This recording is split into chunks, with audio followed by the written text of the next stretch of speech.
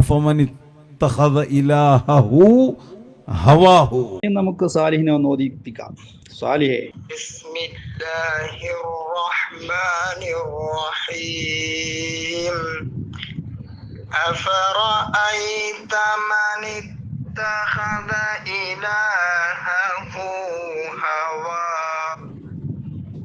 അഫറഅയ്ത ആരോതുന്നത്? സ്വാലിഹ് ഓതുന്നത് അഫറഅയ്ത. ഇനി ചേക്ക് ഓതുന്നതോ? ചേക്കെ ഓതുക.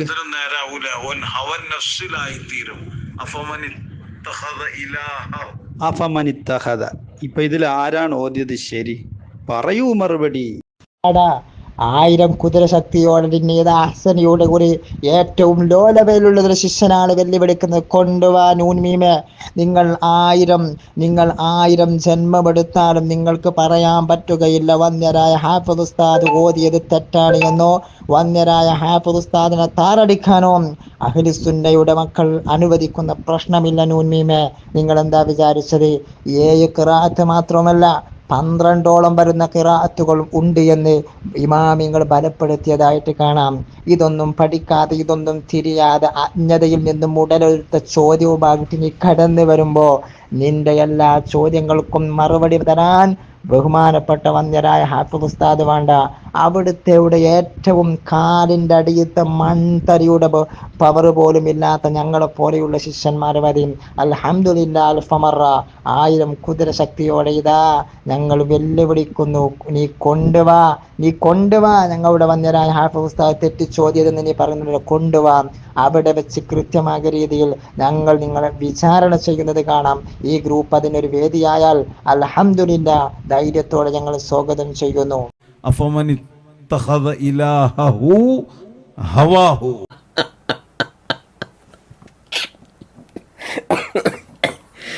എന്താ ഈ നാടൻ ഭാഷയിൽ പറഞ്ഞാൽ എന്ത് ചേഴവും തരവും പറയും ഇതിനൊക്കെ.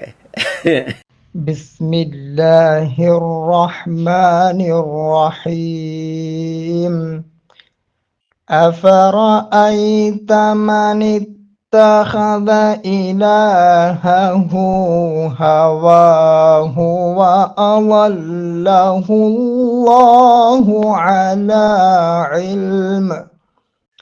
ഈ ആയത്ത് കണ്ടട പരമച്ചേറ്റ ദജ്ജാല് കദ്ദാബ് നൂൻമീമ. നിന്റെ ദുഷിച്ച നാവ് കൊണ്ട് നീ ആക്ഷേപിച്ചില്ലടാ വന്യരായ ഹാഫിദ് ഉസ്താദ്. അറഅയ്ത എന്നുള്ളടത്ത് അഫറഅയ്ത എന്ന് ഓതി എന്ന് പറഞ്ഞാട്ട് ഈ ആയത്തൊന്ന് ഓതടാ നൂൻമീമ. നവജമാഅത്തിന്റെ നശിച്ചവന്. അൽഹംദുലില്ലാഹ്. അപ്പൊ നീ സമ്മതിച്ചു. എന്ത് സമ്മതിച്ചു? നീ ഓതിയതിലില്ല, ഞാൻ ഓതിയതിലില്ല.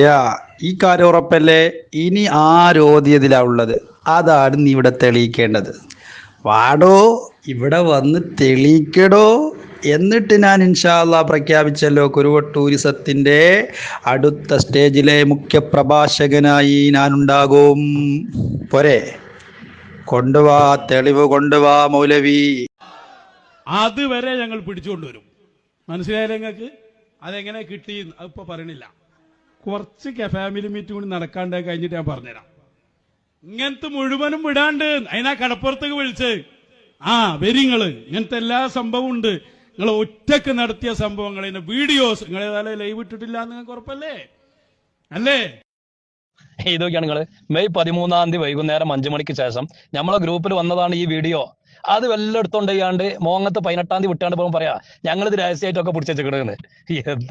എന്ത് ഔദാക്കാരന്റെ മുരീതന്മാരതൊക്കെ. ഈ ഔദാക്കാർക്ക് എന്ത് പരിപാടി? ഗ്ലോബൽ വില്ലേജിൽ ഞാൻ തെണ്ടി കളിക്കാന്നല്ലാതെ ഈ ചങ്ങായി പച്ച നോണ പറഞ്ഞത് എല്ലാവർക്കും അറിയില്ലേ. നമ്മളെ ഈ ഗ്രൂപ്പിലിട്ട് അതേ വീഡിയോ ഇനിയിപ്പോ പ്ലേ ചെയ്യിപ്പിക്കേണ്ട ആ വീഡിയോ അതേ ഭാഗം അത്ര മാത്രമേ വിടുന്നുള്ളൂ.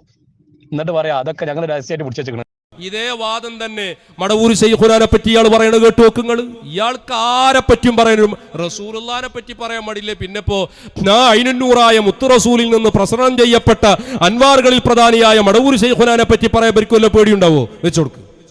ഒന്ന് സ്റ്റേജിൽ കയറി ഉടനെ തന്നെ തങ്ങൾക്ക് ഔലിയാക്കന്മാരെ അറിയോ? ആരാ മടവൂരെന്നറിയോ? മടവൂരെന്ന് പറഞ്ഞാൽ ഔലിയാക്കന്മാരിൽപ്പെട്ട മസ്താന്മാര് അതിൽപ്പെട്ട ആളാണ്.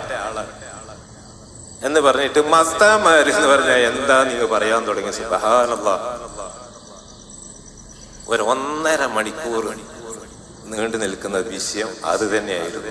എന്താ മസ്താമാര് എന്ന് പറഞ്ഞാൽ ആ സൂറത്തുൽ കഹ്ഫിലെ ആയത്ത്, പിന്നെ ഖിദർ നബി മൂസാ നബി അലൈഹിസ്സലാം തമ്മിൽ നടന്ന ആ സംഭാഷണങ്ങൾ ഇതൊക്കെ ഇങ്ങ് അവതരിപ്പിച്ചുകൊണ്ടങ്ങ് പറഞ്ഞു. മസ്താമാര് എന്ന് പറഞ്ഞാൽ എന്താ? ഒരുപാട് എന്നെ പോലെയുള്ള ഒരുപാട് മുതഅല്ലിമീങ്ങൾ ഉണ്ടായിരുന്നു, കേട്ടി ഉസ്താദ് അടക്കം എല്ലാവരും പറഞ്ഞു ഇപ്പൊ മസ്താമാര് എന്ന് പറഞ്ഞാൽ ഇപ്പൊ നമുക്ക് ഔലിയാക്കളിൽപ്പെട്ട മസ്താമാര് എന്ന് പറഞ്ഞാൽ എന്താണെന്ന്, ആരാണത് എന്ന് ഇപ്പോഴാ മനസ്സിലായത്. നമ്മൾ എന്തെങ്കിലും മനസ്സിലാക്കുന്ന മാതിരി ഒന്നുമല്ല. ഔലിയാക്കന്മാരിൽപ്പെട്ട വലിയ ഒരു വിഭാഗക്കാർ.